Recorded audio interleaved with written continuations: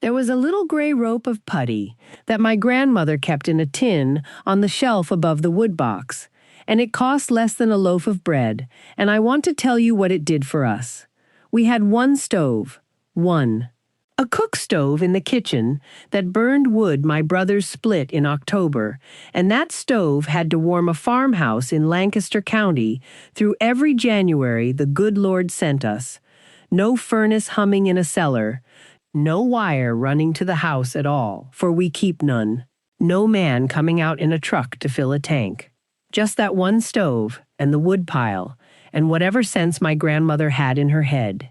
And I want you to understand something, because people hear how we live, and they picture children shivering under quilts with frost on the inside of the glass. In the coldest weeks of the year, you could sit at our kitchen table in a single sweater with your hands flat on the wood and be perfectly comfortable while the wind came screaming down off the fields hard enough to lay the corn stubble flat. That was not because we were hardy. That was not because we had learned to suffer.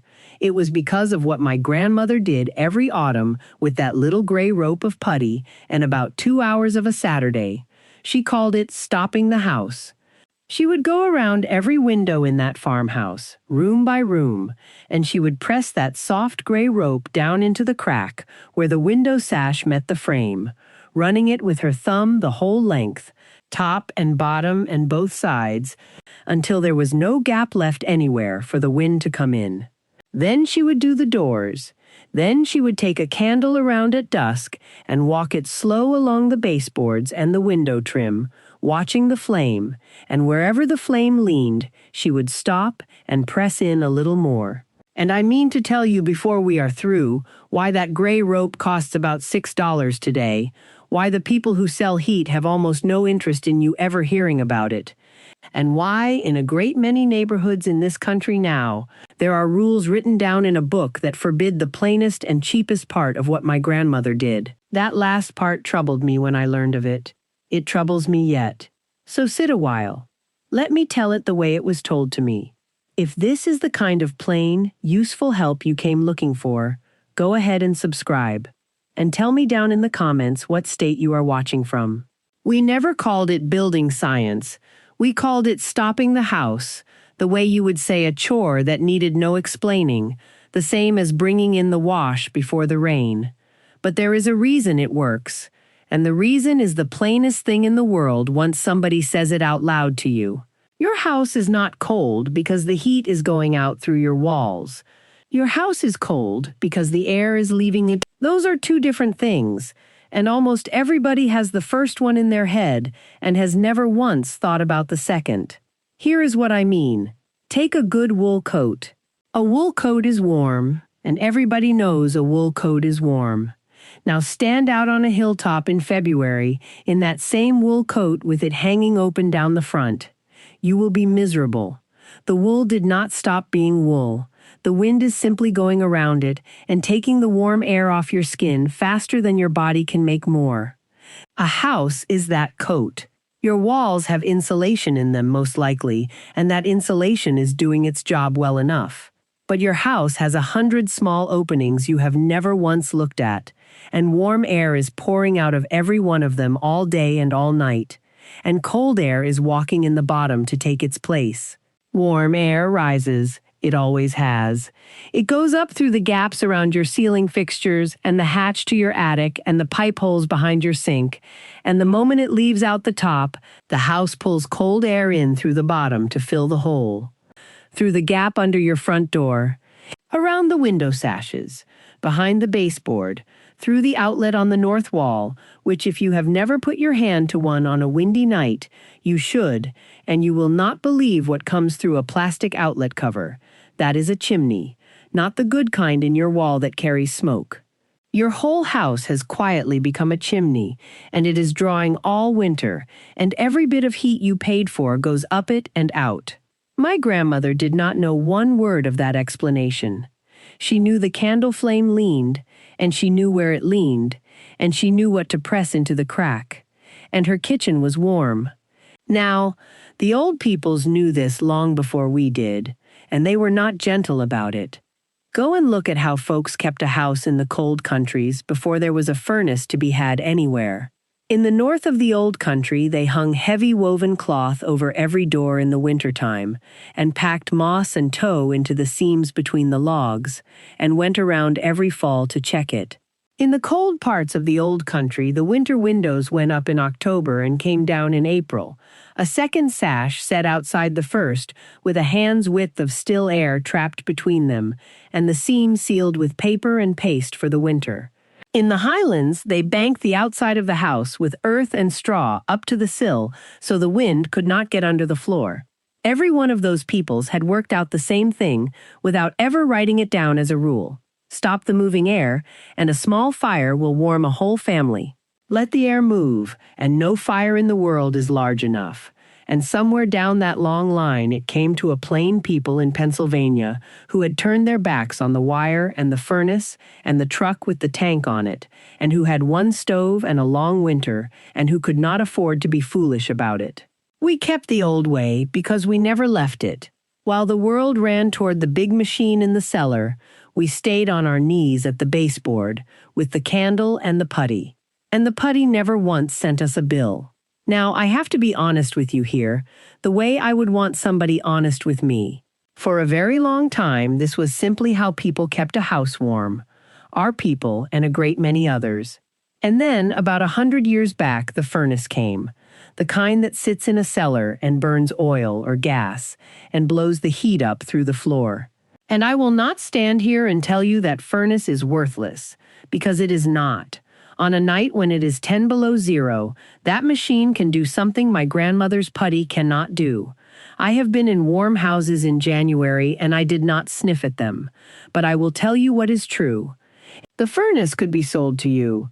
It could be sold to you once for the machine itself, and then again every single month for the fuel it drank, and again when it broke on the coldest night of the year, and again for the man who came out to fix it, and again in 15 years when it gave out for good. The little rope of putty could be sold to you one time for $6, and after that it asked nothing of you but your thumb and one afternoon in the fall. One of those things makes a man rich. The other one keeps your house warm and your money in your own pocket. You can guess which one got the loud advertising and which one got called old-fashioned and quietly left off the shelf where nobody looks. Stay with me here because I want to tell you about the men with the instruments and what they found and what happened after they found it. It is the part that took my breath the first time it was told to me. Back in the 1970s, when the price of fuel went up so high that people were frightened by it, there were researchers at a university in New Jersey who went into a whole development of ordinary houses to find out where the heat was going. These were not old farmhouses. They were newish houses, all built the same, all insulated to the standard of the day. And every one of them was burning far more fuel than the arithmetic said it should. So they got hold of a thing that had come out of Sweden, a great fan they could fit into a doorway, and they used it to blow the house full of air and see how fast it whistled back out. And what they found was that these plain, tidy, well-insulated houses were leaking so badly that the whole volume of air inside them was being swapped for cold outside air several times over in a single hour. In some of them, the biggest single hole in the house was hidden up behind the walls where nobody could see it, and the air was running up through it like a stovepipe. They fixed those holes. Not with new furnaces, not with tearing out walls, not with anything a homeowner could not have understood in 5 minutes. They sealed the leaks, and the fuel those houses burned dropped by a fourth, in some cases by more, in a single season. And mind you, they did not invent one single thing. They only proved with their fan and their gauges and their numbers what a grandmother in a cold country had known in her bones for 100 generations, and what my own grandmother knew with a candle stub and no instrument to tell her anything. The candle told her the same story the great fan told them. Hers cost a penny.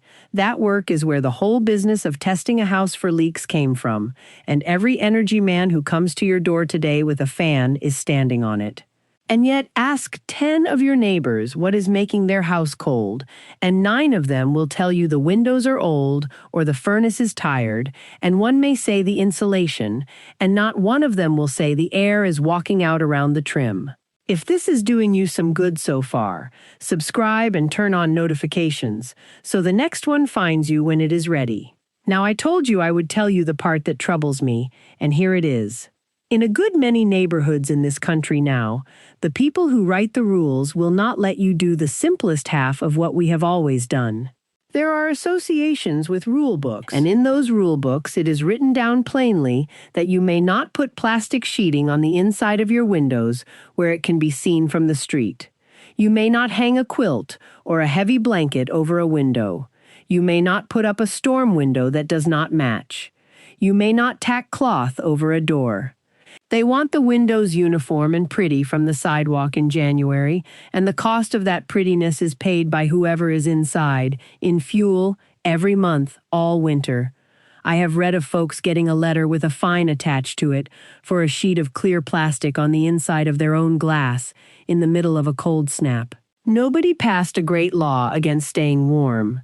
They just wrote it into the fine print, where the tidy bare window is required and the cheapest comfort ever known to people is against the rules. I will let you sit with that yourself. I have my own thoughts and I will keep most of them. But hear me on this, because it matters. The rope of putty is not what they are looking at. The putty goes inside the sash, in the crack, where it is gray and small, and nobody on the sidewalk will ever see it as long as they live. Not one rule book I have ever heard read aloud says a word about it. The part they can stop you from doing is the part you can see, and the part I am about to put in your hand is the part they cannot. So let me come down off all of that and give you the tool, because a story with no use in it is only a way to pass an idle hour, and that is not why you are here. Here is what you do. It is simple enough that a child could help you, and on our farm the children always did, because small fingers press putty better than big ones. You go to any hardware store, and you buy 1 box of rope caulk.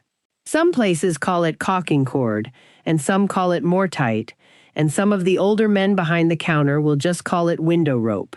It comes flat, folded up in a box, in soft gray or off-white, and it looks like nothing at all. 1 box runs somewhere around $6 and will do a good many windows. Buy 2 if your house is large.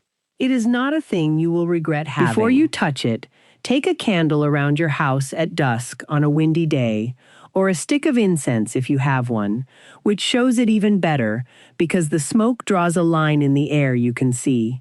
Hold it slow along the seam where the window sash meets the frame, along the bottom of the sash, along the sides, along the top, then the edge of the door, then the baseboard on whichever wall the wind hits, then the outlet covers on your outside walls. Keep the flame low and go slow, a hand's width every second or two, and watch it. Wherever it leans, wherever the smoke bends and runs sideways, you have found a hole, and that hole has been costing you money since October. Then you take the rope caulk, and you peel off a strand, and you press it into the crack with your thumb. Run it the whole length in one piece rather than in bits, and press as you go so it takes the shape of the gap. Do the meeting rail in the middle where the 2 sashes cross, because on an old double window that is often the worst of the lot. Do the sides, do the bottom, do the top, which everyone forgets and which is where your warm air is leaving. Now mind me on one thing. Do the windows you do not open in the winter. Leave 1 window in each sleeping room and 1 in the kitchen alone, so you always have a window you can open. Because a house wants some fresh air, and a body wants it more, and if you have any gas thing burning in the house, you must never seal it up tight and airless. That is not caution for its own sake. That is the whole of the good sense in it. For the door, if you can see daylight under it, and most of us can, you want to sweep on the bottom. That is a strip of rubber or brush that screws onto the door and drags the threshold. It is a few dollars and a screwdriver. Then run adhesive foam strip up the sides and across the top where the door meets the stop. so it presses closed on something soft instead of banging on bare wood.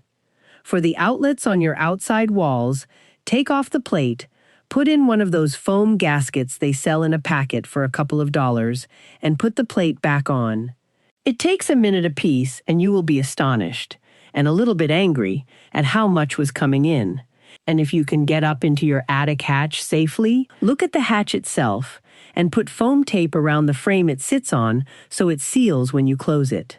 That one hole at the top of the house does more damage than any 3 windows, because that is the top of your chimney.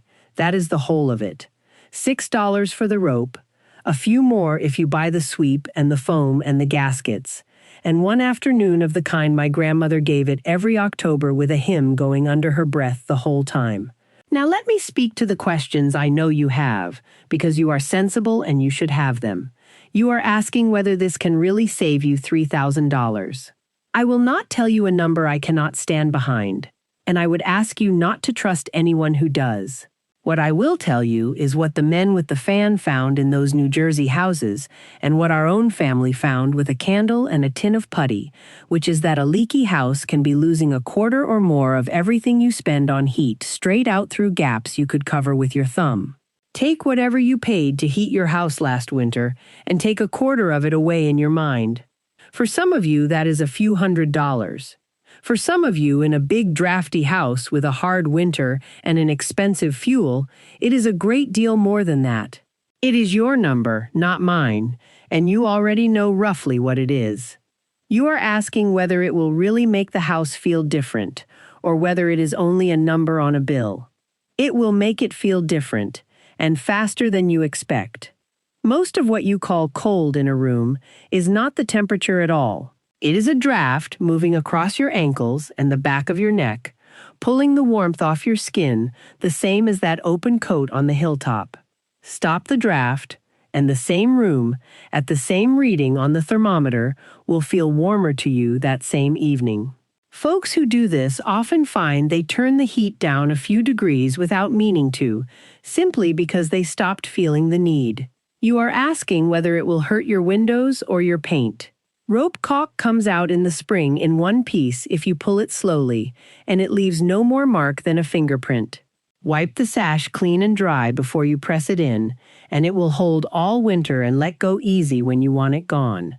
Do not use the permanent caulk out of a tube on a window you intend to open again, because that is a different animal altogether, and it will not forgive you. You are asking whether it is safe. It is putty. It does not burn. It does not smell. It does not off-gas anything into your rooms. Keep it out of a small child's mouth, the same as you would anything soft and gray, and that is the end of your worry. The one real caution I gave you already, and I will give it again, because it matters more than all the rest. Do not seal a house airtight, and never seal a room where anything burns fuel. Leave your openable windows openable. Leave your vents alone. And you are asking why you have never heard of this. And friend, you have had your answer since the start. There is no salesman for a rope of putty. Nobody grows rich on a thing that costs $6 and works for 20 years and needs no fuel and calls no repairman. The thing that cannot be sold to you twice is the thing that gets left out of the story. And so the plainest way of keeping a family warm through a hard winter went quiet, sitting on the bottom shelf of the hardware store for less than the price of a sandwich, while everybody argued about furnaces. So here is what I ask of you. If this opened something for you, the way it opened for me the first winter my grandmother handed me the candle and let me find the leaks myself, then pass it along to somebody you know who is dreading the mail this winter, or who sits in a cold room in a heavy sweater and thinks that is simply how their house is. Send it to them. That is how this knowledge stayed alive all these years, hand to hand, grandmother to grandchild, neighbor to neighbor across a fence. It is the only reason it survived the people who would rather you forgot. Next time I want to tell you about the cold room. That is the one room we shut the door on all winter and never heated at all, and the reason for it was not thrift, and what it did for the rest of the house would surprise you. Until then, keep your hands busy and your heart easy, and remember that the best things were mostly cheap and mostly forgotten. Thank you for sitting with me through this. Subscribe if you want more old household wisdom, and the next video is right there on your screen when you are ready for it. This is Anna Beiler, and I thank you for sitting a while with me.